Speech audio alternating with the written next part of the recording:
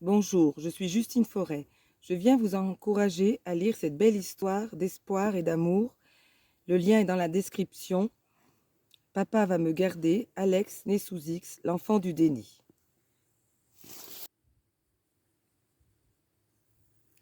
Je précise que mon livre est sur Amazon. Je vais vous lire quelques informations très intéressantes sur la loi sous X. La loi permettra qu'un enfant dont la mère a accouché anonymement, nouveau terme pour désigner l'accouchement sous X, il faudra du temps pour que cette expression passe dans l'usage courant, comme celle de confier son enfant, puisse, dès l'âge de 16 ans, entamer des recherches sur ses origines, à condition que la mère ait laissé, sous pli cacheté, des renseignements sur elle. Un arrêté du 7 avril 2006 a bouleversé le fonctionnement de l'accouchement sous X. Une femme qui accouche sous X ne peut plus priver le père de sa paternité.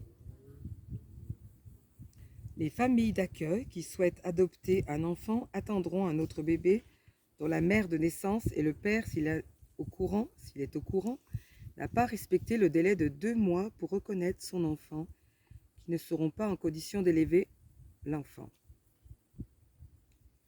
Alex n'aura pas à lever le voile de son passé.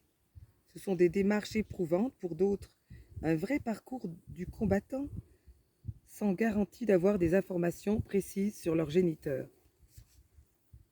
C'est pour ça que je vous encourage à lire cette belle histoire qui montre le combat du papa pour récupérer son enfant. Va-t-il le récupérer? Suspense, à vous de lire l'histoire. Je ne vais pas tout vous dire, c'est trop de cadeaux. Il y a de l'espoir pour tous ces enfants nés sous X, car 40% des femmes acceptent de lever l'anonymat. La mère a aussi 2 mois pour laisser des renseignements dans son dossier, mais souvent elle ne le sait pas. Elle est partie avant qu'on lui parle de ses possibilités. L'enveloppe fermée est vide. C'est sans doute mieux de rien savoir si par malheur c'était un viol, l'inceste, des épreuves terribles et encore doublement traumatisantes, voire un accouchement discret dans le secret pour cause d'adultère, la précarité ou des parents alcooliques irresponsables, des grossesses découvertes tardivement, trop tard pour celles qui auraient préféré avorter. Les causes sont diverses pour les femmes qui affrontent seules ces décisions. Le manque d'information est toujours un vrai problème. Le pédopsychiatre Marcel Ruffo a écouté de nombreux enfants nés sous X. Il dit que ne pas connaître ses origines pour eux, c'est une faille, une brisure. Donc, ils ressentent une souffrance profonde, un grand mystère dont ils peuvent imaginer le pire. Mais la plupart du temps, les enfants nés sous X n'ont pas un passé comme je viens de le lire, hein, heureusement pour eux. C'est simplement des mamans qui ne sont pas prêtes d'élever l'enfant ou qui n'ont pas les moyens financiers ni la maturité pour le faire. Donc, il n'y a aucun jugement sur ces mamans.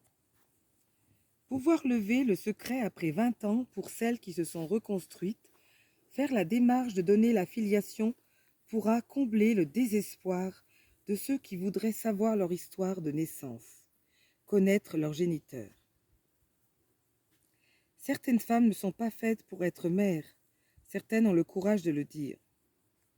Il vaut mieux qu'elles confient leur bébé aux personnes compétentes.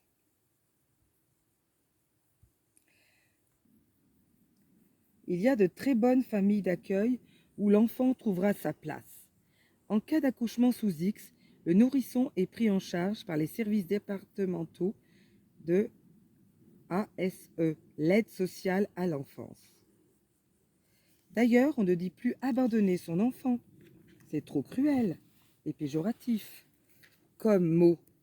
Dans leur situation compliquée et angoissante, leur détresse, confier leur enfant est plus approprié et moins traumatisant pour tous. La première démarche, c'est demander à avoir accès au dossier à l'aide sociale à l'enfance. Ça, c'est pour ceux qui cherchent leur filiation. Bien, chers auditeurs, je vais continuer une prochaine fois.